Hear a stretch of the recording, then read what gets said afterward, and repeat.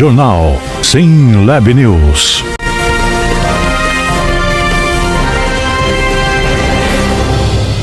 Olá, está começando a edição semanal do jornal SINLAB News, sempre com informações de forma correta e na medida certa para você.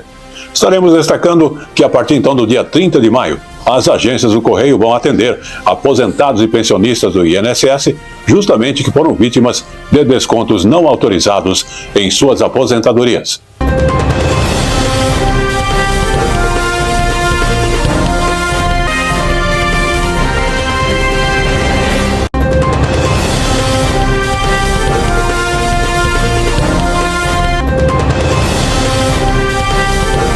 Estaremos também falando do mega evento que aconteceu em São Caetano do Sul, que é Adoradores Fest, lá na igreja Sara Nossa Terra.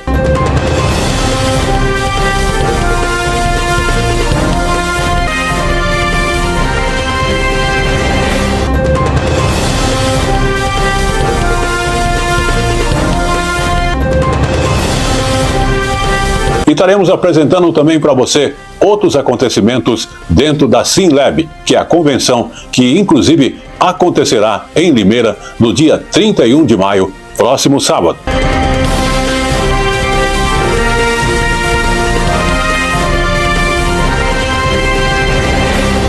E além disso, estaremos falando também sobre turismo, a Amazônia Azul, que justamente está buscando equilibrar a questão de exploração e também a questão de preservação desta Amazônia.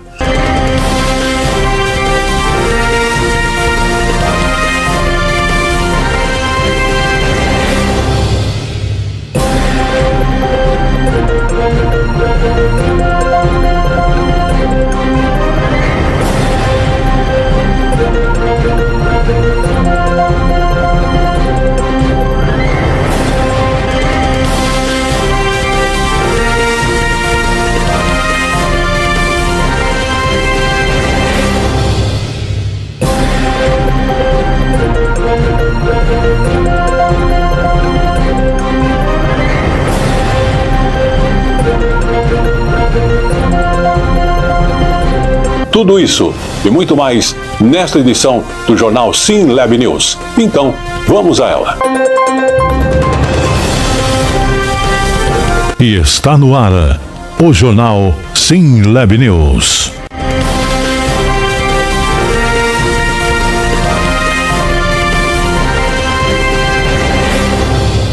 E começamos esta edição do SINLAB News, onde nós temos a seguinte informação bastante útil para você que é aposentado. A partir do dia 30, então, de maio, as agências de correio vão atender aposentados e pensionistas do INSS que podem ter sido, então, vítimas de descontos não autorizados feitos por entidades associativas. O anúncio, inclusive, foi feito pelo governo federal. Vamos acompanhar nesta reportagem para você. E preste atenção nesta informação. As agências do INSS não vão fazer atendimento presencial, apenas as agências dos Correios. A Maria Amélia percebeu os descontos no contra-cheque, mas não conseguiu contato com o INSS nem pelo celular e nem pelo telefone 135. Hoje mesmo já tentei, né? Já tentei várias vezes. Desde que quando começou a surgir isso aí que eu estou tentando e não consegui. E eu prefiro ir pessoalmente para resolver, presencial mesmo. Dos 9 milhões de aposentados e pensionistas que tiveram algum desconto no contra-cheque, de forma regular ou irregular, até agora menos de 2 milhões já informaram que não autorizaram descontos e pediram a devolução dos valores. O número está abaixo das expectativas do governo, que estimava inicialmente 4 milhões de vítimas. Parte dos que não acessaram o sistema podem estar com dificuldade para usar a internet e o aplicativo Meu INSS. Por isso, a partir do dia 30, o atendimento vai poder ser feito no modo presencial pelas agências dos Correios. Não precisa correr, não tem prazo final para esse procedimento de ressarcimento. Ele vai ficar aberto. A ideia é que a gente passe um pente fino sobre todos os descontos associativos. Então não precisa correr, não precisa a partir do dia 30 formar uma fila numa agência do Correio. Se você for no dia 30, no dia 1º, no dia 2, no dia 3, no dia 4, vai ser atendido da mesma forma e havendo ressarcimento vai ser pago no mesmo período. 4.730 agências em 73% dos municípios brasileiros vão atender os aposentados que ainda não acessaram o sistema de consulta aos descontos. Vai ser preciso levar apenas um documento de identificação e, se não puder ir pessoalmente, o segurado pode mandar um responsável com uma procuração. O sistema do INSS vai ser compartilhado com os Correios. Com a ajuda do funcionário, o aposentado vai ter acesso a todas as informações sobre os descontos, dizer se foi ou não autorizado e pedir a devolução em caso de irregularidade. O atendimento vai gerar um comprovante com número, data e horário. O INSS e nem os Correios mandam carta, mandam mensagem, mandam WhatsApp, ligam para você. É você que procura, é você que entra no aplicativo, é você que entra na página, é você que entra, você que liga no 135, é você que vai nos Correios. Na semana que vem, os funcionários dos Correios serão treinados e o sistema de integração com o INSS validado.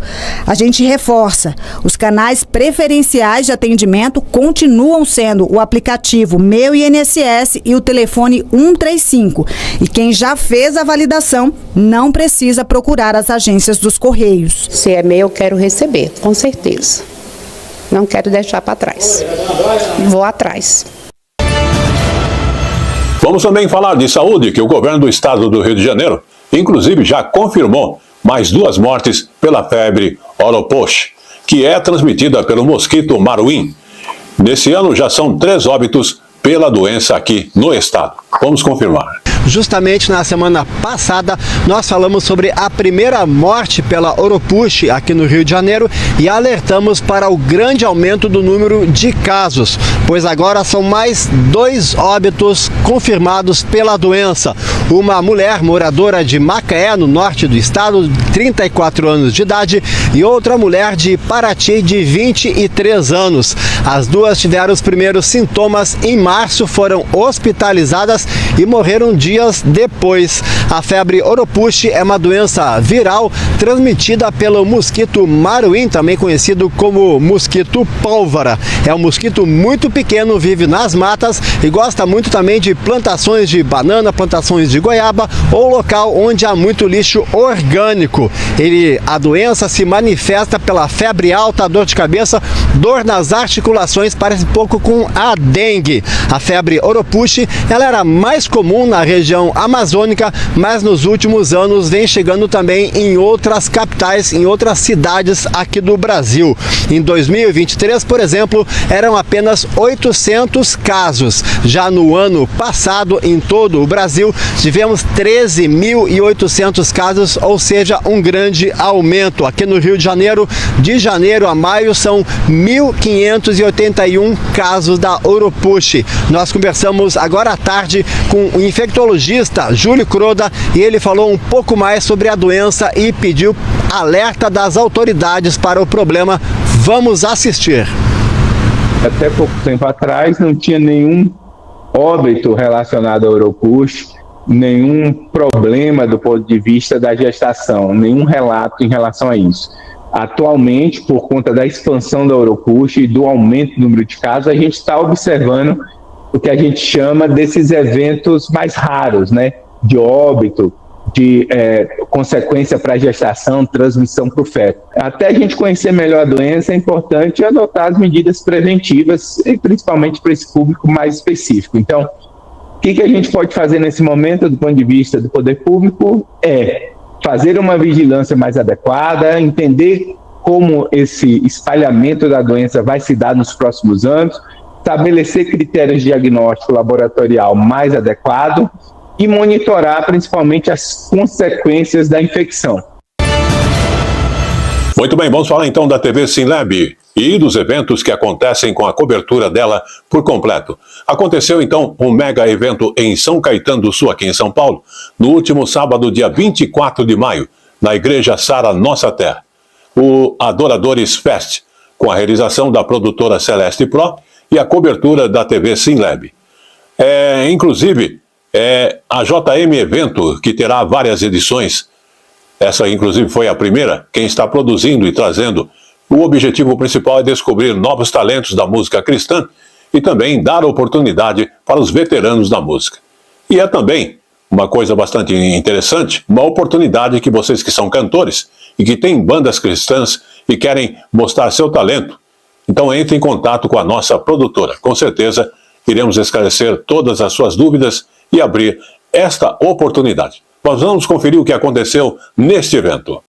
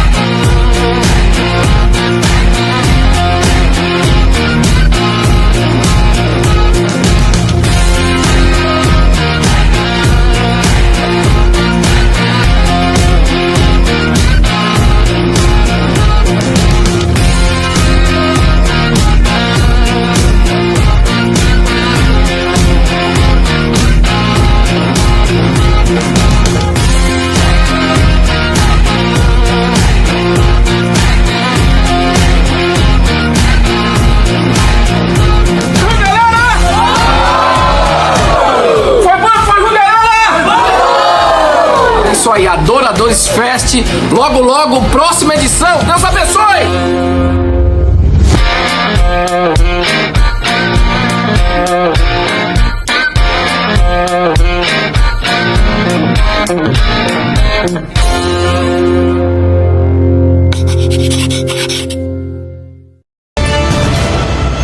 Vamos agora falar de saúde e os fatores que fazem com que a nossa visão acabe ficando alterada e precise justamente daquele diagnóstico médico. Como a questão de diabetes, a idade também avançada é um ponto bastante importante. Mas queremos ressaltar que em Porto Alegre, a fila de espera por um atendimento oftalmológico pelo SUS está grande e muita gente se encontra nesta fila. Mas vamos observar detalhes na reportagem da TBE do Rio Grande do Sul. O Hospital Banco de Olhos é um dos principais serviços de referência do Estado e 74% dos atendimentos, ou 9 mil consultas e 7 mil cirurgias por mês, são pelo SUS. O Roberto hoje buscou atendimento. Ele tem diabetes tipo 1, mas não estava preparado. Nunca esperava que ia atacar a visão, disse que ataca tudo, até hoje estava bem, né? Nunca me incomodou às vezes, foi de repente. Daí o doutor falou que isso veio já desde a doença mesmo, para que eu deveria dar. A partir de agora, então, começa a tua caminhada em relação... Essa, né? A relação das vistas agora, né? Eu perdi uma vista, posso perder a outra, como ele falou. Um caso grave, por isso a porta de entrada do Roberto foi pela emergência e ele sai com a consulta marcada. Mas, por regra, pode demorar bem mais. A oftalmologia é a especialidade com a maior fila de espera hoje no estado. Só aqui na capital são 33.800 solicitações de oftalmologia adulta, segundo dados de abril. Nós temos um envelhecimento da população, a principal causa é refração, então há necessidade de óculos. Essas pessoas elas precisam de revisões sistemáticas, anuais, a cada 2 anos, e isso acaba aumentando a fila. A expectativa nossa é que ao longo desse ano a gente consiga reduzir e chegar a um patamar onde a necessidade de consulta seja em 30, 60, 90 dias, não mais do que 6 meses, como já aconteceu aí em tempos anteriores. Pois a crescente demanda por causa do envelhecimento vai exigir planejamento e prevenção. Quase todos nós vamos ter catarata quanto mais próximos de 100 anos a gente chegar. Outras doenças também chegam, como a diabetes, né? E aí essas são doenças do comportamento, que são doenças evitáveis, são doenças manejáveis e que têm efeito na visão. Sabendo que ali pelos 40, 45, talvez 50, todos nós vamos precisar passar por um evento de avaliação com um oftalmo e provavelmente usar uma lente ou fazer alguma correção. E chegou agora no jornal Sim Lab News, o Momento Jurídico. Momento Jurídico.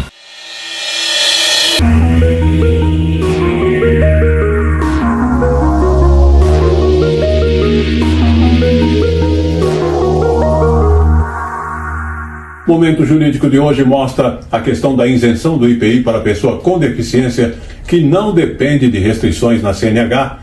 É o que decidiu a segunda turma. Vamos acompanhar mais de perto. Segunda turma do Superior Tribunal de Justiça decide que a isenção de IPI na compra de veículos por pessoas com deficiência não depende de restrição na Carteira Nacional de Habilitação. De acordo com a Pesquisa Nacional por Amostra de Domicílios, PNAD, de 2022, o Brasil tem cerca de 18 milhões de pessoas de 2 anos ou mais com algum tipo de deficiência.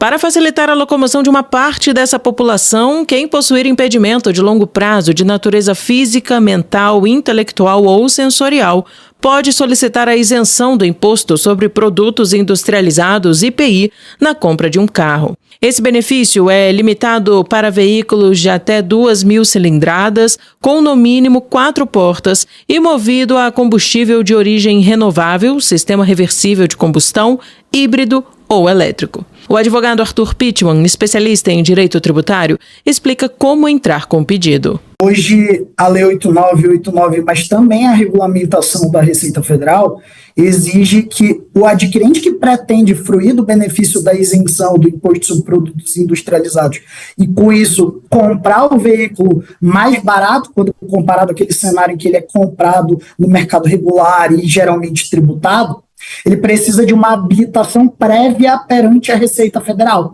Tem que comprovar as condições por meio de uma documentação específica, além de compatibilidade financeira para aquisição daquele veículo. Uma vez habilitado, você está autorizado, portanto habilitado para fazer a aquisição desse veículo e a eventual concessionária ou mesmo o fabricante pode fazer a venda para você sem o destaque do imposto, com um ganho considerável em relação ao preço, um preço mais barato, portanto. Em um caso que chegou ao STJ, um homem com visão monocular solicitou isenção de IPI para a compra de um veículo, argumentando que a exigência de CNH com restrição não tem base legal. A Receita Federal havia negado a isenção, alegando que pessoas com visão monocular não teriam esse direito. Mas a Lei 14.126 de 2021 reconhece essa condição como deficiência. O homem recorreu ao STJ após a decisão do Tribunal Regional Federal da 4ª Região negar o benefício. O relator ministro Afrânio Vilela explicou que a lei sobre a isenção de IPI na aquisição de automóveis é clara ao garantir o benefício fiscal sem exigir restrições na CNH ou adaptações no veículo, desde que haja a comprovação da deficiência. Afrânio Vilela ressaltou ainda que a administração tributária deve respeitar a legalidade, ou seja, não pode impor exigências não previstas em lei.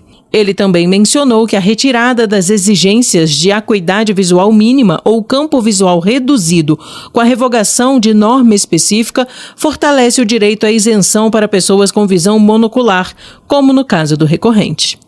Com isso, a segunda turma deu provimento ao recurso especial. Vamos também nessa edição falar do INSS, que voltou a autorizar os contratos de crédito consignado para aposentados e pensionistas. Esses contratos voltaram a ser autorizados desde que o beneficiário cadastre os dados biométricos. A medida, inclusive, serve para evitar aqueles contratos emitidos mediante fraudes e sem a devida autorização. Agora preste atenção nessas orientações. Para fazer o cadastro, é preciso ter o aplicativo Meu INSS no celular. E a seguir, as etapas de segurança de acordo com o INSS. A medida serve, então, para garantir a segurança não só do usuário em si, mas do sistema como um todo. E a concessão de autorizações Procrédito consignado estava suspensa desde 8 de maio. Veja mais detalhes no pé da tela, agora Agência Brasil, ebc.com.br. Dados voltaram a ser autorizados desde que o beneficiário cadastre os dados biométricos. A medida serve para evitar contratos emitidos mediante fraude na autorização. Para fazer o cadastro é preciso ter o aplicativo Meu INSS no celular e seguir as etapas de segurança. De acordo com o INSS, a medida serve então para garantir a segurança não só do usuário em si, mas do sistema como um todo. E a concessão de autorizações para o crédito consignado estava suspensa desde 8 de maio. Detalhes você já sabe, tenho certeza, no pé da tela agora, agenciabrasil.ebc.com.br. Vamos falar da dengue. Em comparação com o ano passado, o número de óbitos causado pela dengue em todo o Brasil caiu 80%. Mas ainda assim, os números estão altos. Isso porque o estado que mais preocupa é São Paulo, que concentra nada menos que quase 70% das mortes causadas, inclusive, pela doença em todo o país. Vamos observar. De acordo com o painel de monitoramento de arboviroses do Ministério da Saúde, desde o início do ano, em todo o Brasil, foram registradas 1.008 mortes causadas pela dengue. O número é bem menor do que o registrado nas 20 primeiras semanas epidemiológicas do ano passado, quando foram contabilizados mais de 5.400 óbitos. Em 2025, o estado de São Paulo concentra a maior parte das mortes. Até o momento, foram registradas 693. O estado do Paraná é o segundo colocado, com 84 mortes. E vamos aos nossos apoiadores e já já estaremos de volta. O Palhão Artesanatos, em novo endereço, oferece 3 andares com matérias-primas e produtos em artesanatos nacionais e importados, especialmente para você, oferecendo telas para pergolados e mais de 5.000 itens diferentes. O Palhão Artesanatos, em novo endereço na Rua Oiapoque, no Brás. São 57 anos de tradição, atendendo a todo o Brasil. WhatsApp 11 95265 8256.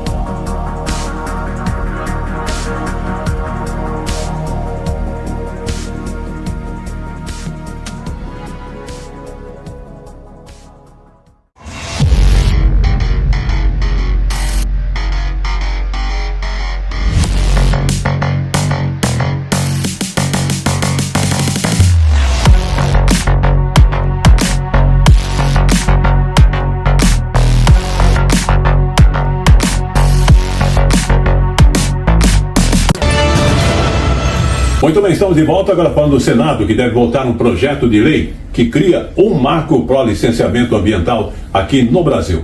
Inclusive o assunto é um assunto bastante polêmico, porque o projeto coloca em lados opostos tanto ambientalistas e ruralistas. A questão é desta permissão às regras para as obras que possam causar, inclusive, impactos no meio ambiente. Vamos observar com mais detalhes nesta reportagem. Foram 20 anos de tramitação de um texto que colocou em lados opostos ambientalistas e ruralistas.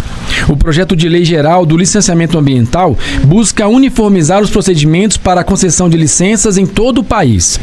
É por meio do licenciamento ambiental que o poder público autoriza, por exemplo, a instalação de empreendimentos que utilizam recursos naturais ou que podem causar impactos ao meio ambiente. De forma geral, o projeto propõe simplificar a concessão de licenças para empreendimentos de pequeno e médio porte, por meio da autodeclaração. Na prática, isso significa que, em vez de o poder público analisar os impactos ambientais, os próprios responsáveis pelas obras farão essa avaliação. A lei ela destrava, ela traz simplificação, mas ela não traz fragilização para a lei. As punições e para quem não tiver, são inclusive mais duras do que aquelas que se tem hoje. Mas ambientalistas alertam que a autodeclaração prevista no texto pode aumentar os riscos ambientais e acelerar o ritmo de desmatamento no país. Brumadinho e Mariana eram considerados projetos de médio impacto. Projetos que vão ter licença automática. Todo mundo aqui se lembra do tamanho da catástrofe ambiental que foi isso. E detalhe, esses foram projetos licenciados. Ah, mas como assim? Foram projetos licenciados que o empreendedor não cumpriu o que tinha que ter cumprido. Para povos e comunidades tradicionais, indígenas e quilombolas, o impacto é extremamente severo, né? Porque o projeto de lei ele prevê que a consulta livre, prévia e informada ela só deve acontecer em territórios que já estão homologados ou já estão com todo o processo de regularização fundiária finalizado. E a gente sabe que há diversos territórios que estão em processo de regularização. O Ministério do Meio Ambiente afirmou que o projeto representa retrocessos graves, ameaçando a proteção constitucional do meio ambiente equilibrado. Muito bem, vamos falar então de cursos aí, deliberado pelo governo federal. O Hospital Sírio-Libanês em São Paulo, que é um dos mais renomados em nosso país, agora tem curso de formação em medicina. Isso parece até ser um assunto privado, mas ele tem bastante interesse também pelo público. O curso foi autorizado, inclusive, pelo Ministério da Educação e a ideia é ampliar seu número de médicos, tanto para o SUS como também para a iniciativa privada. Vamos observar o evento. Serão 100 vagas por ano para o curso de medicina lançado hoje pela Faculdade Sírio-Libanês. 10% das vagas serão destinadas a bolsas integrais. Durante a cerimônia de lançamento do curso, estiveram presentes o presidente Lula e o vice-presidente Geraldo Alckmin. Então essa é uma instituição, tenho certeza, dará todo o arcabouço científico, preparatório para o exercício da profissão, com essa visão humanista de amor às pessoas. Na ocasião, o ministro da Saúde, Alexandre Padilha, disse que a iniciativa reforça o atendimento do SUS e amplia a formação de profissionais qualificados. Só vai enfrentar isso se a gente tirar qualquer tipo de preconceito e utilizar toda a estrutura que a saúde brasileira tem, seja privada, filantrópica, pública, estatal, com um único olhar: cuidar do nosso povo brasileiro e garantir um tempo adequado para o atendimento médico especializado no nosso país. O novo curso faz parte de uma estratégia do MEC para ampliar o número de médicos no país. A autorização foi concedida dentro do escopo do programa Mais Médicos, que prioriza instituições com excelência em ensino. Durante o evento, o ministro da Educação reforçou também a importância da formação presencial, especialmente na área da saúde, em que o contato direto com o paciente é fundamental. O ato de hoje coincidiu com a assinatura do presidente Lula, em segunda-feira dessa semana, do marco regulatório do ensino à distância no Brasil. Uma ação importante desse decreto é que nenhum curso na área de saúde pode ser feito à distância mais nesse país. Eu acho que é um marco importante para garantir qualidade na formação dos nossos profissionais deste Brasil. Muito bem, vamos falar de ecologia. Mais uma coisa interessante, vamos aprender. As mudanças climáticas podem afetar a vida reprodutiva, inclusive das abelhas, porque elas não simplesmente produzem mel, mas são responsáveis pela polinização de diversas espécies em nossa natureza. Vamos conferir detalhes nessa reportagem da TV UFMA, da Universidade Federal do Maranhão. Açaí, eucalipto, café, caju, com flores que oferecem um verdadeiro banquete para as abelhas. Nesta propriedade, o seu Ozanam tem um espaço para a produção de um delicioso mel. Mas além de degustar todo esse sabor, ele ajuda na preservação do meio ambiente. Aqui não entra veneno, aqui a maioria das plantas são plantas frutíferas, justamente para ajudar as abelhas. E a ideia nossa foi exatamente essa, ter um ambiente agradável, calmo e com bastante flores para ajudar na criação das abelhas. Hoje o espaço está recebendo a visita de um grupo de pesquisadores da UFMA que está estudando a interferência da mudança climática no processo reprodutivo das abelhas. O que a gente quer entender é justamente como as características da paisagem estão influenciando no número das populações de abelhas. Está comparando entre diversas áreas. Então a gente tem áreas bem protegidas como essa e tem áreas onde essas abelhas estão com um estresse maior por conta da proximidade do desmatamento, o uso de pesticidas, por exemplo. O desmatamento e o uso de agrotóxicos são dois fatores que interferem na biodiversidade. Sem riqueza natural, não há flores e pólen, e todo o ambiente sai perdendo. As abelhas produzem um delicioso mel, mas o que muita gente não sabe é que elas são muito mais do que operárias do sabor. Para as plantas, são essenciais no processo reprodutivo e na manutenção de diversas espécies. Além disso, muitas não produzem mel, mas continuam sendo importantes pelo trabalho de polinização. Esses insetos contribuem para a segurança alimentar do planeta e, sem eles, plantas e animais podem até mesmo ser extintos devido ao desequilíbrio ecológico. Em todo o mundo, o número de abelhas está diminuindo. Esse trabalho de campo vai contribuir para o maior entendimento do que pode estar acontecendo, por exemplo, no Maranhão. Descobertas que animam novos pesquisadores. Eu pretendo continuar pesquisando mais sobre como isso afeta as abelhas e é importante ressaltar que se as abelhas são prejudicadas, a biodiversidade inteira é prejudicada. Então, o recado, preservem as abelhas e vamos mantê-las aqui do nosso ladinho porque elas são nossas aliadas. Abelhas, mel, biodiversidade, um planeta com riqueza natural e um ambiente saudável para todos.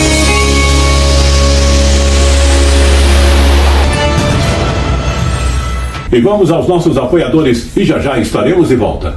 Alô amigos, estamos aqui nos estúdios da TV SimLab, que tem a sua TV e também a rádio, para lembrar você que agora você acompanha diariamente o jornal SimLab News às 20 horas às sextas-feiras, mas eu quero lembrar você, além desta oportunidade, você que tem aí o seu comércio, quer fazer sua divulgação, nós estamos abertos para isso. Você que quer aí, limpar seu nome também, tá aqui, nós temos uma empresa especializada para atender você. Você também que busca aí, fazer a sua transmissão do seu evento, da sua festa, nós temos equipe para atendê-lo também. E lembrando mais ainda, você que quer fazer o seu programa aqui na TV SimLab, estamos abrindo a oportunidade para você trazer seus cantores, trazer você como apresentador e somar nessa equipe. E mais ainda, você que gosta de futebol, vem pra cá, quer fazer o programa aqui, na Rádio SimLab ou então na TV SimLab, falando de futebol, a oportunidade chegou, está aberta aí pra você. E você quer saber como você entra em contato conosco? Observe aí, aí na tela tá correndo o GC com os telefones aí da sua TV SimLab pra você e também Os nossos estúdios e rádio estão nessa conexão ligada para você. Mas não esqueça, estamos também nas redes sociais. Você que utiliza aí o Instagram, nós temos aí Facebook também e também o YouTube. Acompanhe toda a nossa programação em repetição, em escala, em novidade para você, sempre com um novo ponto de destaque. É a sua TV SimLab trazendo para você não só o estúdio, a rádio, mas a vida no seu núcleo social e trazendo também o sucesso que você busca, graças a Deus. Fala galera, tudo bem? Sargento Cavalcante, estou aqui diretamente dos estúdios da SimLab. Você que não conhece, não segue, vá lá, YouTube, comece a nos seguir. Estou aqui, vim aqui com meu amigo Thiago no podcast. Vale a pena você seguir, vale a pena você verificar. Bora, eu, Sargento Cavalcante, estou te chamando. Vale a pena, hein?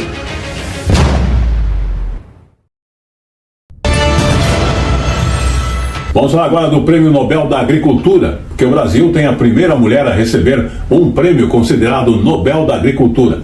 A premiação é um reconhecimento ao trabalho de uma cientista, que inclusive é da Embrapa, sobre os insumos biológicos, que revolucionou a agricultura aqui no Brasil. Vamos observar. Natural de Itapetininga, interior de São Paulo, a cientista Mariângela Hungria se dedica há mais de 40 anos ao desenvolvimento de tecnologias em microbiologia do solo. O trabalho permite aumentar a produção e a qualidade de alimentos ao substituir fertilizantes químicos por micro-organismos. As pessoas achavam que você só conseguiria produzir alimentos em quantidade suficiente se usasse muito químico. E eu falava, não, tem um caminho aí onde os biológicos podem substituir parcial ou totalmente os químicos. E isso era totalmente desacreditado, ninguém acreditava isso. Mas eu nunca desviei dessa crença que eu tinha, nunca desviei 1 milímetro. Foi essa perseverança que trouxe resultados importantes às pesquisas de Mariângela. Ela também contou, ano após ano, com o apoio do Conselho Nacional de Desenvolvimento Científico e Tecnológico, o CNPq, onde a cientista é bolsista de produtividade do mais alto nível. É uma satisfação, para o CNPq realmente tê-la, no seu corpo de bolsistas, produtividade, porque demonstra justamente o cumprimento, da missão do CNPq, o reconhecimento também do CNPq enquanto agência de fomento. Idealizado em 1986 pelo norte-americano Norman Borlaug, considerado o pai da Revolução Verde, o prêmio é um reconhecimento internacional àqueles que trabalham para aprimorar a qualidade e a quantidade de alimentos no mundo. No Brasil, apenas 3 cientistas, homens, foram vencedores. Esse prêmio é dado, já foi 56 laureados nesse prêmio, tem 20 e poucos anos que esse prêmio é dado, e daí então é o maior do mundo, entendeu? E quando que eu ia pensar que aqui do interior do Paraná, aqui na Varta, na Embrapa Soja, concorrendo com pessoas de todo mundo, pessoas fantásticas, eu ia ser a vencedora. E também no jornal SimLab News vamos falar de reinauguração. Tivemos aí a cerimônia de entrega da Ordem e Mérito Cultural, mas também nesse evento foi reinaugurado um dos marcos históricos do Rio de Janeiro, o Palácio Gustavo Capanema. Vamos observar. É dia de festa não só aqui no Rio de Janeiro, mas para todo o Brasil. Foi reaberto o Palácio Gustavo Capanema com as presenças do presidente Lula e da ministra da Cultura, Margarete Menezes. É um prédio icônico que faz parte da nossa história e foi construído a muitas mãos. Basta dizer que o projeto teve a participação de Oscar Niemeyer, Lúcio Costa, Afonso Heide, tudo com consultoria do arquiteto Le Corbusier. A reforma só foi possível graças às verbas de 84 milhões de reais do PAC do governo federal. A Ordem do Mérito Cultural foi entregue a 112 pessoas e 14 instituições. Entre os agraciados, nomes consagrados da nossa cultura, como Alceu Valença, Alcione, Fernanda Torres Tia Surica, Xuxa, Milton Nascimento, Janja Lula da Silva, Ney Mato Grosso, Camila Pitanga, entre outros grandes nomes brasileiros. É bom destacar que o novo Gustavo Capanema estará aberto a visitas para que todo brasileiro possa conferir a beleza desta joia da nossa arquitetura. O Capanema representa um período da história do Brasil em que o país se modernizava e buscava sua identidade. Vamos conferir na reportagem que preparamos. As obras de construção do palácio começaram em 1937, no início da ditadura do Estado Novo de Getúlio Vargas. Entre os autores do projeto, nomes renomados, como Lúcio Costa e Oscar Niemeyer, além de Eduardo Reide, Hernani Vasconcelos e Jorge Machado Moreira. Todos influenciados pelos conceitos do arquiteto e urbanista suíço Le Corbusier, um dos mais importantes do século XX. O projeto adotou um modelo artístico que surgiu no começo do século passado, o funcionalismo. O edifício de 16 andares foi construído a 9 metros de altura, sobre um plano apoiado em colunas em formato de pilotis. O terreno ocupa um quarteirão inteiro no centro do Rio de Janeiro e o vão livre, sob a construção, tornou-se uma praça pública que permite livre circulação às pessoas. O quebra-sol, a fachada, para diminuir a incidência solar, foi um dos primeiros no mundo. Os jardins foram criados por Burle Marx e possuem esculturas de Bruno Giorgi. No interior, há obras de pintores entre Guignard, Pansetti e um painel de Cândido Portinari. Construído para abrigar a sede do antigo Ministério da Educação e Saúde, a obra também serviria para impulsionar o governo às modernizações pelas quais o Estado brasileiro precisava para se adequar às transformações internacionais da época. Para o grupo de intelectuais e artistas à frente do projeto, o ministério que ali funcionaria atenderia aos esforços de um novo projeto cultural para o desenvolvimento da nação e do país. Muito bem, voltamos e falando de cultura e música, porque mais de 7 mil alunos de escolas e instituições sociais mineiras participaram da série Concertos Didáticos da Orquestra Filarmônica de Minas Gerais. O espetáculo, que é gratuito para as escolas que se inscrevem previamente, é uma democratização da música de concerto. Vamos conferir nesta reportagem da Rede Minas de televisão. A última parada desse ônibus não é um destino qualquer. Por aqui, essa turma começa uma viagem pelo mundo mágico da orquestra. O que você veio fazer aqui hoje? Ver a orquestra.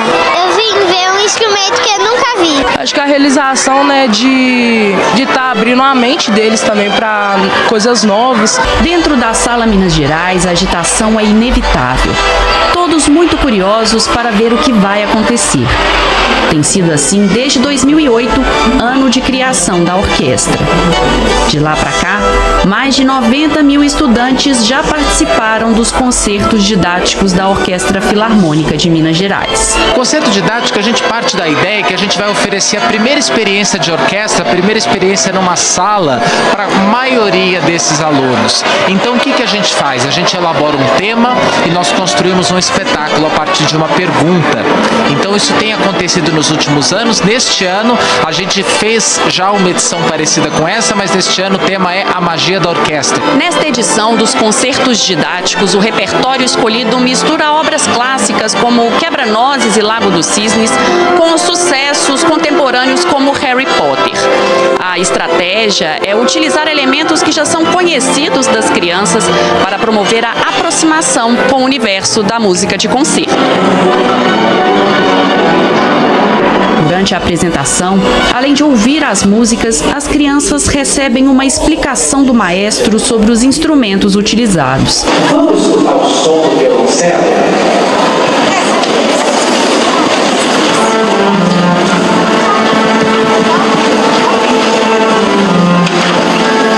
A gente está mostrando quão vasto é o universo da música de orquestra. Então, terminar um concerto desse é reforçar a missão individual de cada membro da orquestra e da instituição, como eu disse, em mostrar que orquestra é soar junto, é agregar e fazer com que mais gente possa ter contato com o bonito e com o belo.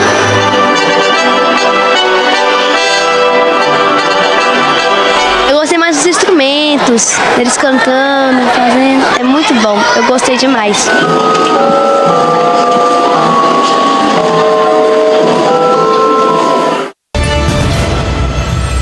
Muito bem, vamos falar então da TV SimLab e dos eventos que acontecem com a cobertura dela por completo. Aconteceu então um mega evento em São Caetano do Sul, aqui em São Paulo, no último sábado, dia 24 de maio, na Igreja Sara Nossa Terra, o Adoradores Fest, com a realização da produtora Celeste Pro e a cobertura da TV SimLab.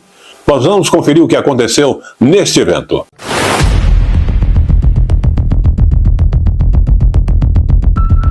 E vamos agora então falar de Tiago Celeste, o CEO da TV SimLab e da produtora Celeste Pro, criador desse novo ciclo de produção, o chamado Adoradores Fest, e que o objetivo é justamente dar oportunidade para novos talentos da música cristã e também para bandas famosas como a banda Kadosh, que estiveram na primeira edição deste evento. Sempre tendo um diferencial, a banda Kadosh eram amigos da família do cantor Tiago Celeste, com influência de seus pais, o maestro Zezinho Cerqueira e a cantora Silvinha Cerqueira, em memória. E hoje, Tiago dá continuação do legado de seus pais. Confira nesse vídeo, eles cantando juntos, Kadosh e Tiago. Que Deus abençoe você, Tiago. Vamos embora pra frente. Amém? Deus abençoe a sua vida. Vamos cantar aquela canção que eu gravei ela, você não tinha nem nascido ainda. Eu gravei em 81 essa canção. Gravei em 81. Nasci em 81. Na realidade eu gravei em 82, eu já tava com um aninho. Um aninho. Vambora, vamos cantar juntos.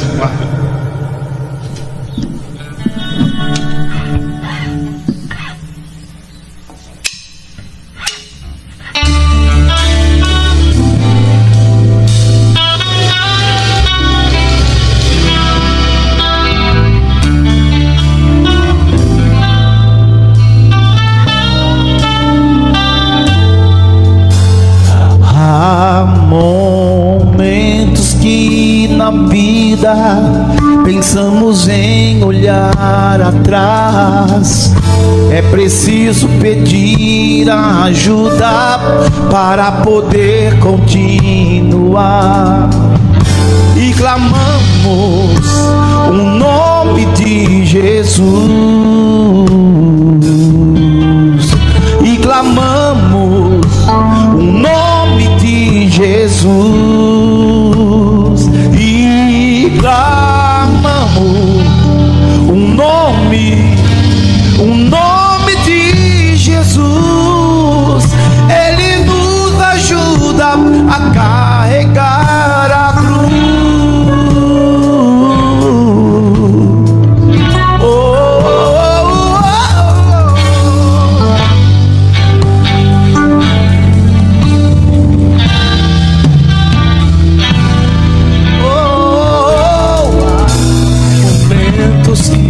Na vida pensamos em olhar atrás.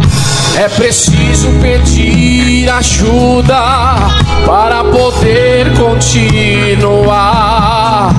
E clamamos o nome de Jesus. E clamamos o nome de Jesus.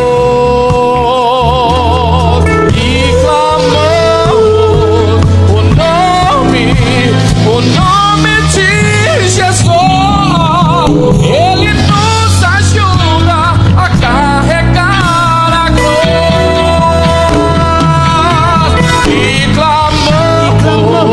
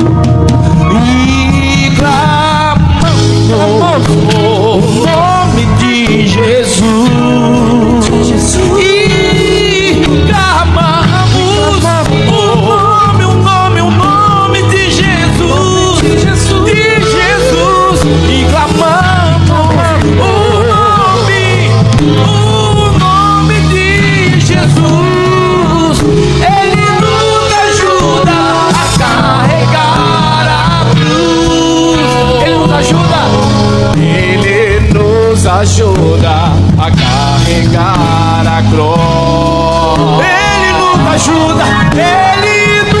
ajuda a carregar a cruz.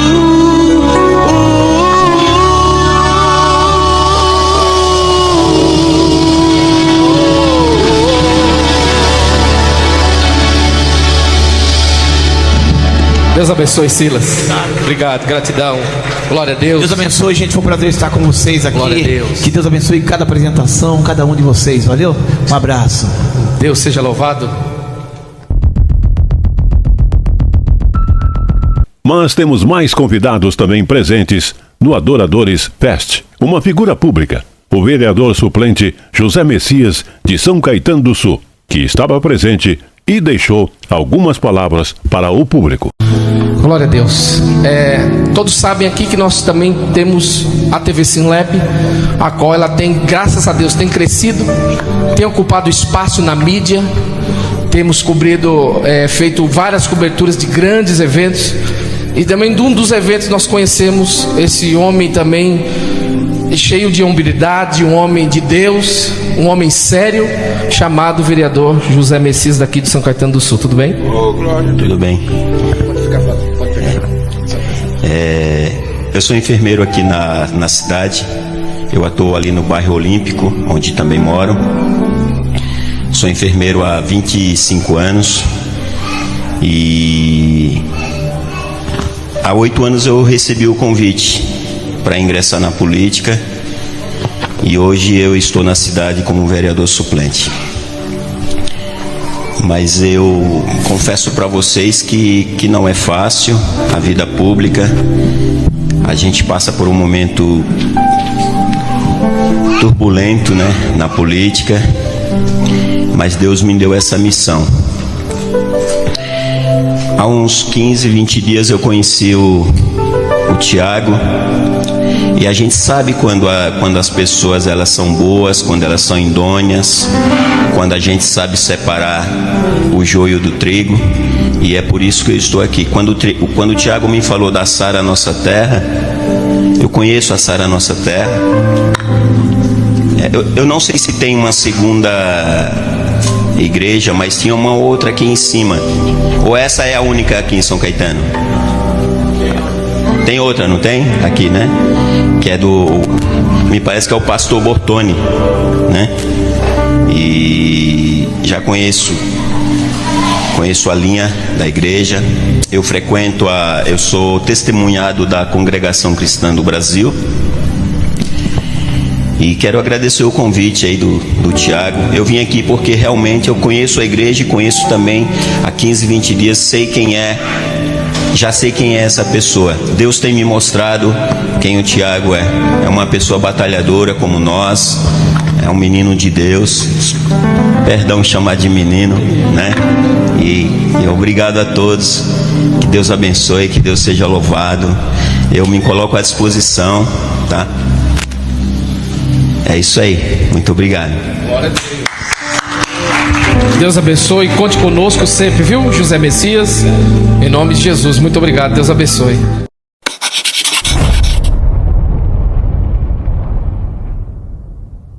E para encerrar, lembramos que o Adoradores Fest aconteceu no dia 24 de maio, na Igreja Sara Nossa Terra, onde houve ali a realização justamente do Adoradores Fest, que é uma oportunidade para se descobrir novos talentos da música cristã e dar oportunidade para os veteranos da música. E com este incentivo, vamos ficando por aqui. Estaremos de volta com mais informações dos eventos da TV Sinlab e também dos acontecimentos religiosos e musicais e também comerciais. Também vamos falar agora de alimentos exportados, porque o Brasil exporta muitas coisas e muitos produtos. Agora, já pensou no mercado para exportar o acarajé? A Universidade Federal do Vale do São Francisco desenvolveu esse projeto. Vamos conferir nesta reportagem. E falando do acarajé de exportação, a Universidade Federal do Vale do São Francisco desenvolveu um projeto e provou que é possível conservar sem comprometer o sabor do acarajé e a qualidade do alimento. A inovação permite que os bolinhos e os recheios sejam enviados em temperaturas ambientes para qualquer região do país e para o exterior inclusive. A gente vai conferir agora na reportagem da TV Caatinga. Há 25 anos, Dona Leoneide atua na produção de acarajé, um símbolo da culinária afro-brasileira. O ponto dela fica em Juazeiro, no sertão da Bahia. A empreendedora recebe cerca de 1.000 clientes por mês. A receita utiliza feijão fradinho, cebola, sal, vatapá, camarão e outros recheios. Tudo frito no azeite de dendê. O sonho dela é levar o acarajé para outras regiões do Brasil e até mesmo para o exterior. Já pensou você estar nos Estados Unidos ou então na Suíça e encontrar um acarajé lá numa prateleira do supermercado ou de uma delicatessen, né? Dizer, poxa, um acarajé aqui, tipicamente baiano, vou levar para casa. O desejo da empreendedora virou realidade com o apoio de pesquisadores da Univasf, que desenvolveram a técnica da liofilização para o acarajé.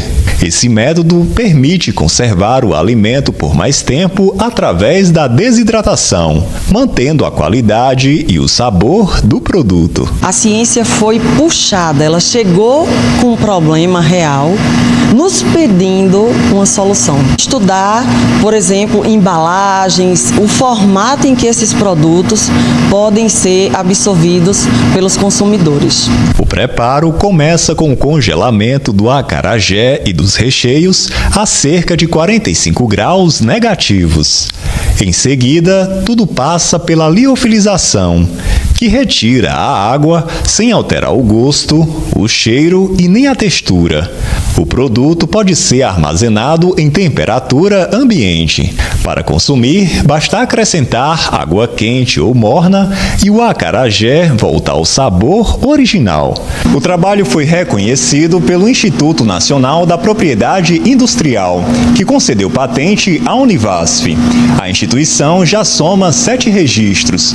O documento garante a exclusividade do uso econômico da criação por 20 anos e reforça o papel da ciência no desenvolvimento do semiárido. Os pesquisadores esperam que a inovação contribua para a culinária regional e gere novas oportunidades de negócios no Vale do São Francisco. Vamos também falar da Bahia, porque em Feira de Santana, lá na Bahia, aconteceu inclusive a 14ª edição do Festival de Sanfoneiros, que já é uma referência em todo o Brasil. Músicos de diferentes estados, inclusive, se reúnem para mostrar o talento e a diversidade e também a força do instrumento, que é símbolo, inclusive, da cultura nordestina. O festival também, ele acaba marcando o início das festas juninas na cidade. Veja agora na reportagem da TV Feira, emissora, inclusive do setor nacional de comunicação.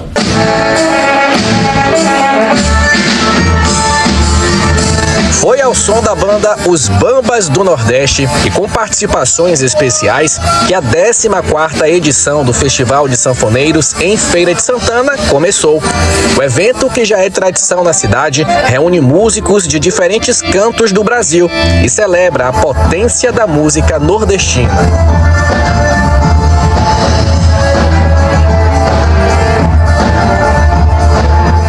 Ao todo, 9 sanfoneiros foram selecionados. O forró corre nas minhas veias há muitos anos, né? Meus pais são nordestinos, apesar de eu ter nascido em São Bernardo do Campo, a minha família é toda nordestina, a gente sempre escutou forró. Iveson, André e o pequeno Arthur vieram de Caruaru e não conseguiam esconder a empolgação para o festival. Aquele nervosismo, friozinho na barriga e esse ano num espaço tão incrível também, né? Bom demais, né? Poder estar divulgando a sanfona, a cultura nordestina, um instrumento que é bem tradicional nosso mesmo, né? Com o tema Fusões Sonoras, o festival deste ano destaca como a sanfona pode se misturar com outros instrumentos, criando novas combinações musicais. Estou todo ano a gente recebe cerca aí de 40 a 50 inscrições de sanfoneiros de todo o país. Esse ano nós selecionamos 9 sanfoneiros de 3 regiões, Nordeste, Sudeste e do Sul, né? E é um evento muito importante no cenário local, né? De Feira de Santana já é esperado, porque ele abre praticamente os festejos juninos.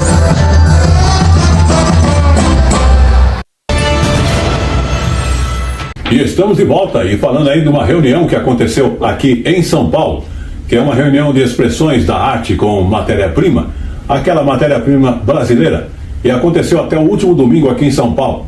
E as pessoas puderam visitar o Salão do Artesanato, que neste ano teve mais de 100 mil peças em exposição. O evento esteve no Parque do Ibirapuera. Vamos conferir este evento que já aconteceu. Dinalva pôde trazer as cestarias tradicionais do povo indígena Tariana do Amazonas devido às capacitações que recebeu do Sebrae e das linhas de crédito específicas para artesãos. Antigamente, quando não tinha isso, a gente era muito dependente de algumas organizações que vinham fazer esse apoio, né? E quando acaba esse ONG ia embora, a gente ficava de novo, né, sofrendo, esperando que outro viesse ajudar. E o Sebrae não, ele capacitou e ensinou a gente a caminhar com as próprias pernas. Saberes que muitas vezes são passados por gerações, como esta família que trabalha há mais de 30 anos com tecelagem manual. O meu sogro, ele é de Minas Gerais, mudou para o Espírito Santo, mas como já tem mais de 30 anos que ele faz tapete lá, e depois dele teve outras tecelagens também. Ele ensina, né, esse processo lá no Espírito Santo. O Ministério do Empreendedorismo tem mais de 220 mil artesãos cadastrados em todo o país. Gente que usa a criatividade para transformar madeira, palha, tecido e outros materiais em beleza para usar no corpo ou em casa. O tema do Salão do Artesanato deste ano é a arte que vem da fibra, uma homenagem às matérias-primas típicas de diversas formas de artesanato brasileiro, como o capim dourado, a carnaúba e a piaçava. Também um jogo de palavras que faz referência à resistência desses trabalhadores que vivem da cultura tradicional. Chegando à 19ª edição, o Salão do Artesanato reúne trabalhos de todos os estados brasileiros no Parque Ibirapuera, na capital paulista. A ideia do evento não é apenas fazer vendas diretas aos consumidores que vêm aqui. A proposta é conectar artesãos a lojas e outros revendedores. Eles fecham negócios não só na venda direta aqui, mas também negócios futuros, quando eles fazem pedidos, né, através desses lojistas. Então o evento ele movimenta a cadeia, né, de um ano para outro. Aprendi com minha tia e sempre gostei de fazer crochê. Amo fazer crochê. E agora sempre participo de curso de capacitação, assim, sempre me atualizando. Somos uma associação lá na Paraíba, 16 crocheteiras. Muito bem, vamos falar agora de ilusões. O cérebro humano vive nos enganando, não é isso? A exposição Museu das Ilusões, que acontece em Brasília e vai até o mês de setembro, traz diversas experiências que comprovam justamente essa questão. Vamos observar. Visitantes de todas as idades descobriram que nem tudo que pensamos ver é realidade. Eles aproveitaram experiências divertidas que brincam com o cérebro e a razão.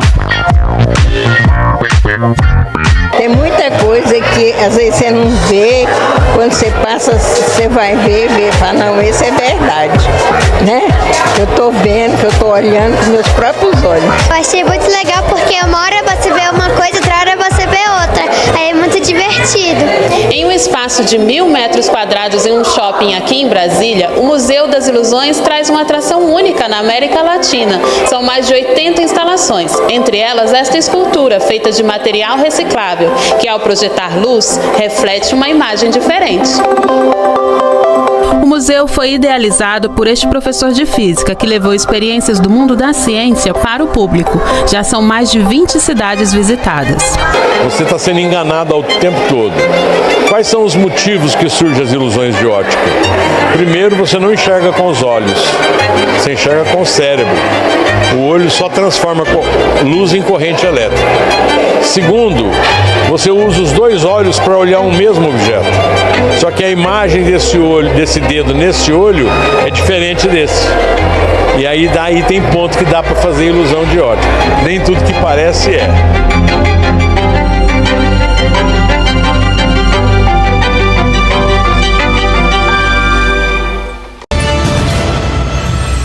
Polícia SimLab News. E está entrando no ar a partir de agora o quadro Polícia SimLab News. Polícia SimLab News. E começamos falando de integração das polícias do Brasil e internacional.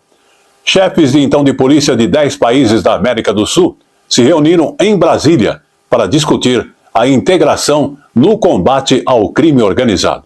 O encontro, inclusive, foi promovido pela Interpol, que é a Organização Internacional de Polícia Criminal, que tem a função principal de facilitar justamente esta cooperação entre polícias do mundo todo. Vamos observar. A criminalidade atravessa fronteiras e já não tem mais características regionais. No encontro em Brasília, líderes de segurança sul-americanos assinaram acordos de cooperação para fortalecer o compromisso da integração das polícias. Com a Argentina e o Paraguai, estamos atualizando o acordo do comando tripartite na Tríplice Fronteira. Eu estarei em Buenos Aires nesta sexta-feira, dia 30, para me reunir com os ministros da Justiça do Mercosul e com os ministros do Interior, onde assinaremos importantes acordos de cooperação.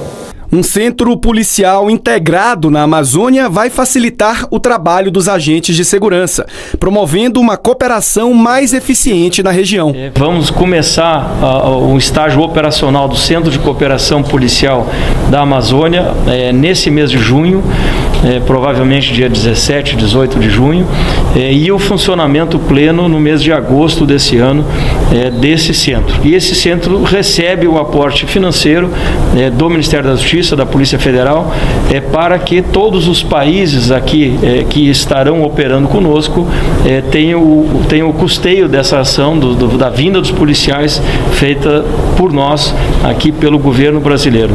Para o secretário-geral da Interpol, o brasileiro Valdeci Urquiza, é essencial consolidar o apoio financeiro para fortalecer as polícias da região. A Interpol vai liderar esse esforço de diálogo com outras organizações para que a gente possa ter apoio financeiro para o desenvolvimento de atividades e para o desenvolvimento das polícias da região.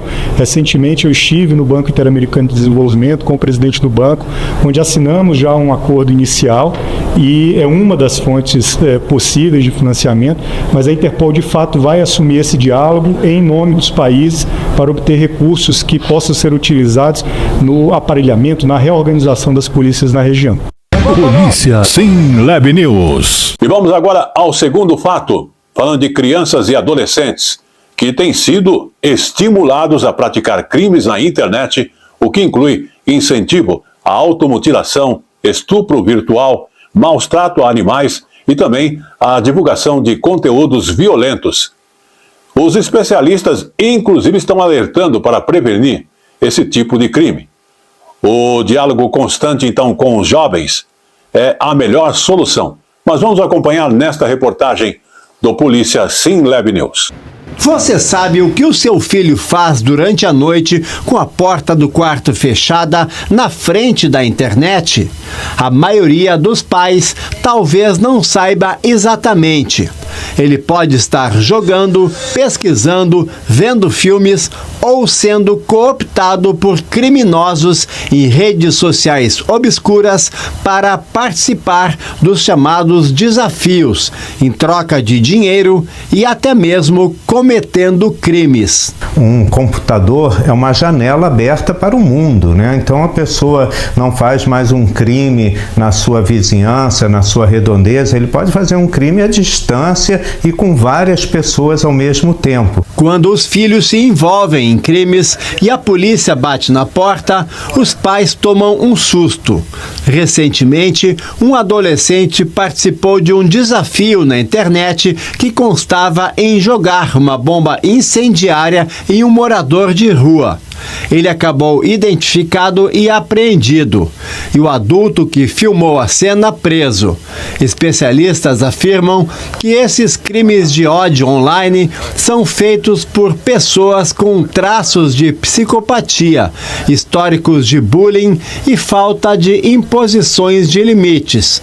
De acordo com os estudiosos, eles encontram nas redes sociais ambientes propícios para esse comportamento. comportamento. O psicopata fica relativamente anônimo, né? Eles sabem como manejar isso, eles sabem seduzir pessoas inocentes, muitas pessoas, jovens, adultos, eles acreditam em tudo que está na internet e isso facilita muito com que o psicopata aproveite-se dessa inocência para cometer crimes. Uma das soluções é a prevenção. Os pais saberem o que os filhos fazem na frente das telas e monitorarem o comportamento. Segundo os profissionais em saúde mental, o diálogo constante com os adolescentes ainda é o melhor caminho. A família tem que abraçar o dever de monitoramento dos filhos. Não é uma questão de ficar fiscalizando o celular, o que está escrevendo, mas é prestar atenção. O meu filho está mudando de comportamento? Que tipo de conteúdo ele está gostando? Ouvir a eles um pouco mais. Polícia Sim Lab News.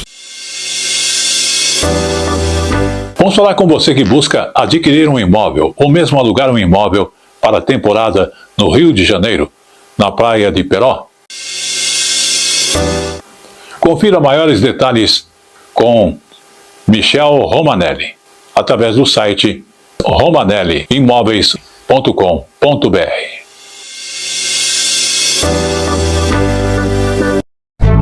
Você que curte decoração, o Palhão Artesanato é o lugar certo. Aqui tem tudo em artesanato e vime nacional e importados. Telas, esteiras, cestas, bolsas, chapéus, móveis, cerâmica e muito mais. Palhão Artesanato. As nossas redes sociais continuam através do Instagram, através do nosso site, o palhão.com.br, o WhatsApp, que é o 11 95265 8255 56 e 58.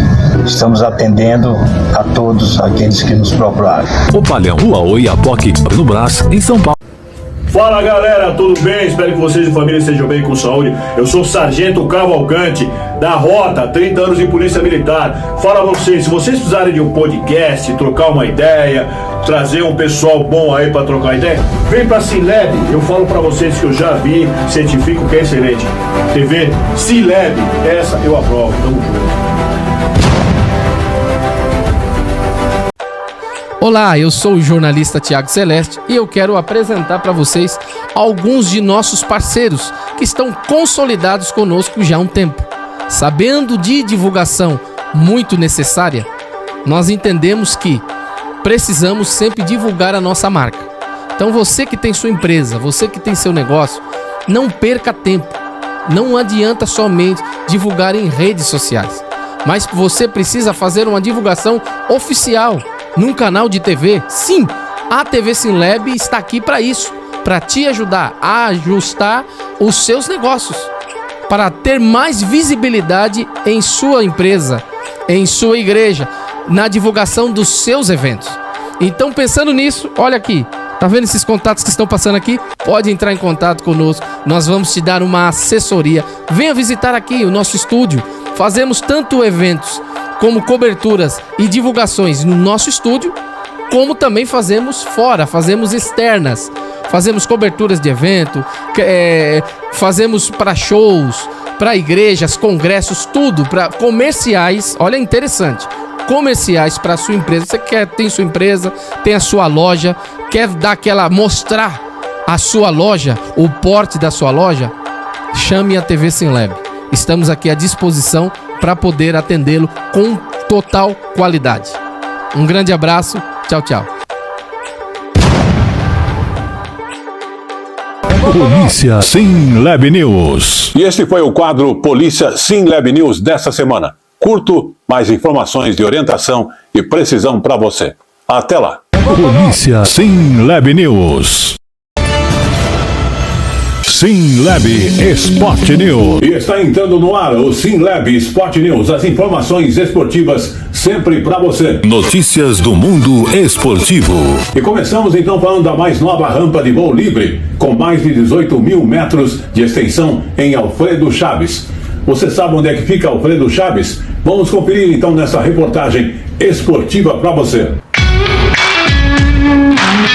Ao todo, vamos percorrer 102 quilômetros saindo de Vitória e passando pela BR-262. Assim que chegamos em Alfredo Chaves, seguimos em direção à rampa de voo livre da Vila de Cachoeira Alta, distrito do município. E finalmente, chegamos ao céu. O pessoal de casa marcou presença. Aqui é um lugar onde que a maior parte dos pilotos aqui do estado iniciou no voo aqui, né? Então, nós estamos perto da capital, é o primeiro ano que está acontecendo uma etapa do Campeonato Brasileiro de Parapente da categoria esporte aqui e a segunda etapa do Campeonato Capixaba. Então, é uma rampa que é referência aqui no estado para todo mundo. Vocês acharam que eu não ia no ar, né? Se enganaram. Tô aqui me preparando. Vamos lá? Primeiro de tudo, equipamentos de segurança, como o capacete. Aqui o Rodolfo afivela e fecha todos os mosquetões que me prendem à cadeirinha. É ela que me dá conforto e segurança na hora do voo. Tô tranquila. Acho que quando eu começar a correr é que vai dar um medo, mas vai dar tudo certo.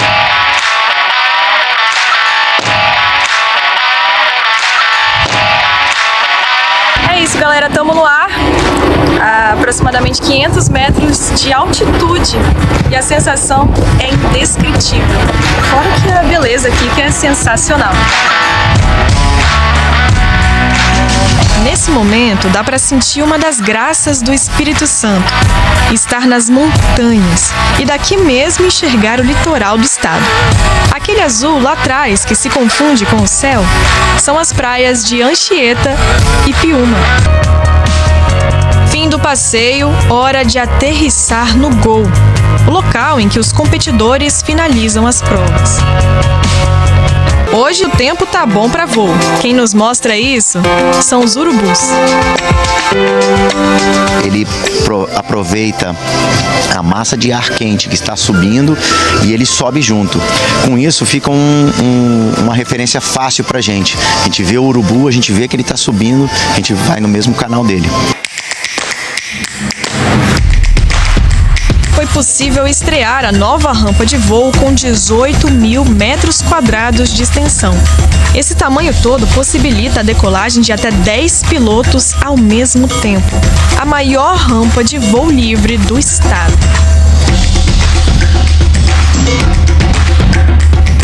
SimLab Sport News. Muito bem, vamos agora à última notícia falando de basquete 3 contra 3 ou 3x3. A temporada 2025 está acontecendo e os brasileiros querem vaga nesse circuito que é um circuito mundial e uma modalidade onde o país ainda não tem tradição. Vamos conhecer. Temporada agitada e calendário cheio de competições. A próxima parada desta turma do 3x3 será no Paraná, a segunda das 4 etapas do Circuito Nacional Road to Challenger. Boas competições para os times participarem, através disso se profissionalizarem também, né?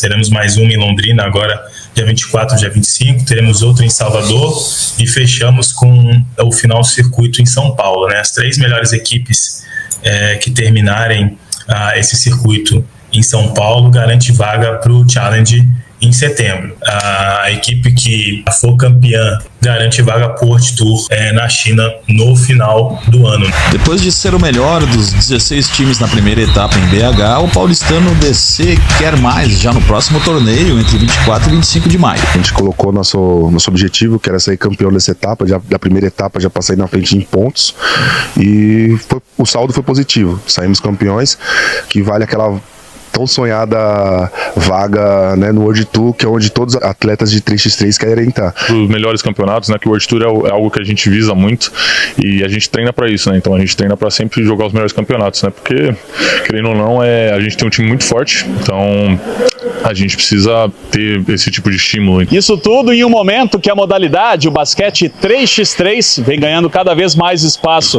tanto no Brasil quanto em nível mundial. Além da recente inauguração do CT próprio da modalidade no ABC Paulista, o 3x3 comemora também o aumento de vagas olímpicas de 8 para 12, já a partir de Los Angeles em 2028. É a chance do Brasil, depois do país ficar de fora dos Jogos de Tóquio e de Paris. Infelizmente, a nível América Latina, nossos atletas não têm um ranking muito alto, porque os torneios internacionais, que são os Challenge e World Tours, não são feitos na nossa região, no nosso continente, né?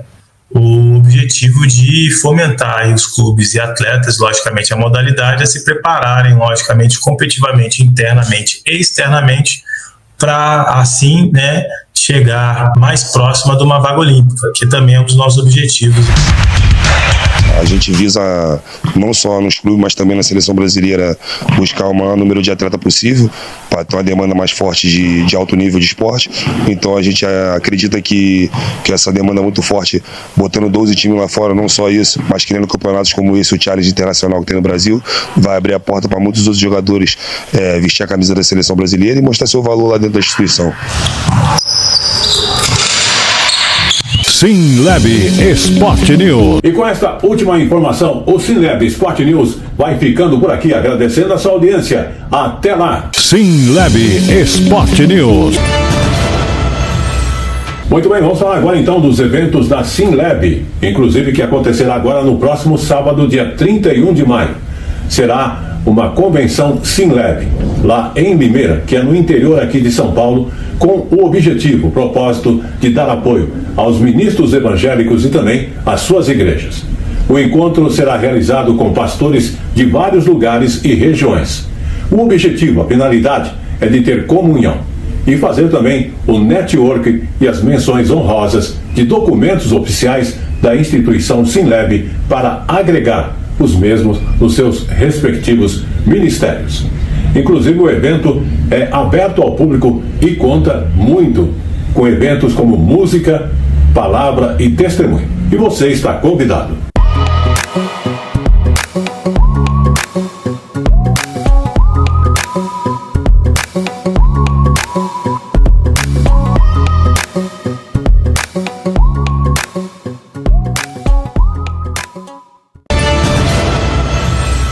E como eu falo sempre, o jornal SimLab News está chegando ao seu final, mas antes de encerrarmos, vamos falar também sobre a Amazônia Azul, que é uma área marítima brasileira, que tem aí uma superfície do mar, uma espécie em cerca de 5,7 milhões de quilômetros quadrados.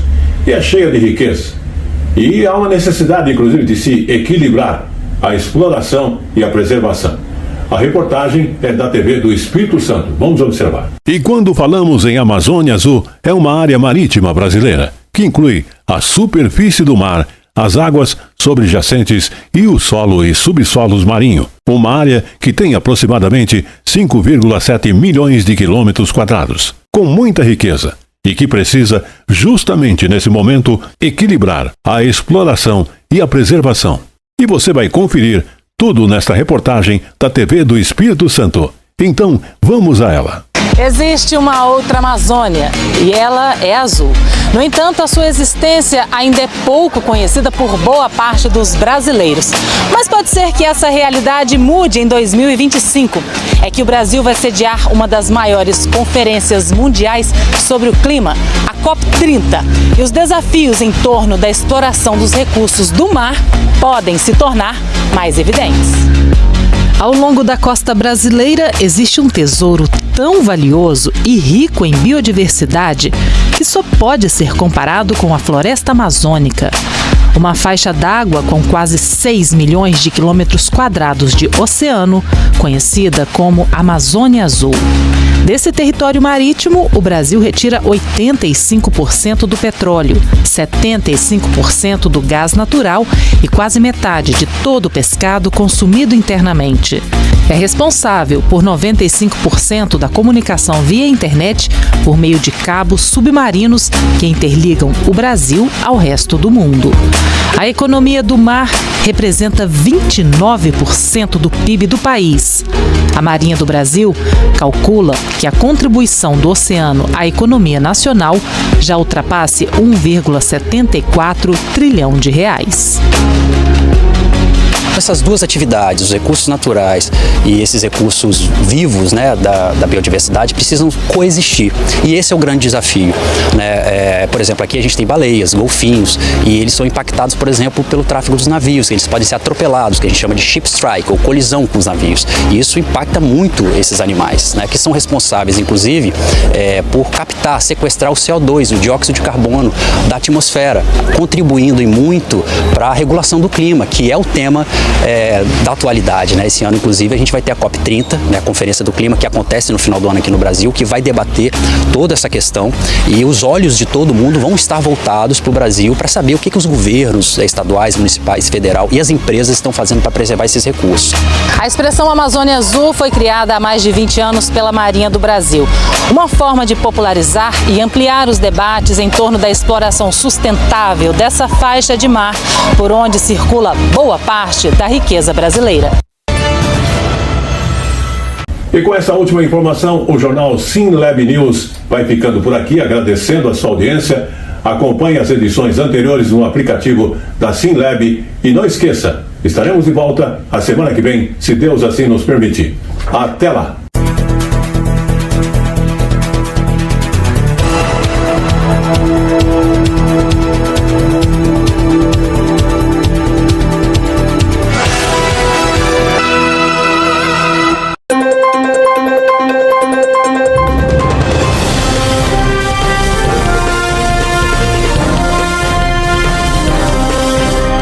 Jornal SimLab News.